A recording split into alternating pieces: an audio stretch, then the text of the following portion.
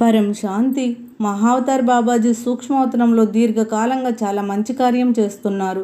మహావతార్ బాబాజీ మరియు ఆయన గురువు ఇంకా చాలామంది ఆత్మలు సూక్ష్మావతరంలో హిమాలయాలపైన జ్ఞాన్గంజ్లో ఒక గోళం తయారు చేసుకుని ఉంటున్నారు. జ్ఞాన్గంజ్లో బాబాజీ గారికి చాలా పెద్ద గోళం ఉంది. మహావతార్ బాబాజీ ఆ గోళంలోకి భూమిపైన ఉన్న చాలామంది సూక్ష్మ జగత్తాత్మలను తన వద్దకు పిలిపించుకుని వారిని సిద్ధం చేస్తున్నారు. చాలా కాలం నుండి ఈ పనిని చేస్తూ ఉన్నారు. చాలామంది ఆత్మలకు పవర్ ఇచ్చారు. ఈ ఆత్మలందరూ శివశంకర్ని ఉపాసన చేస్తారు. శివశంకర్ని ఉపాసన చేసే చాలామంది ఆత్మలను ఈయన తయారు చేశారు. ఇప్పుడు ఈ ఆత్మలందరినీ ఆత్మిక సైన్యం, సూక్ష్మ జగత్తు ఆత్మల సైన్యం అని పిలుస్తారు. వీళ్ళు శివశంకర్ని నమ్ముతారు. భోలేనాథ్ అని నినాదం చేస్తూ ఉంటారు.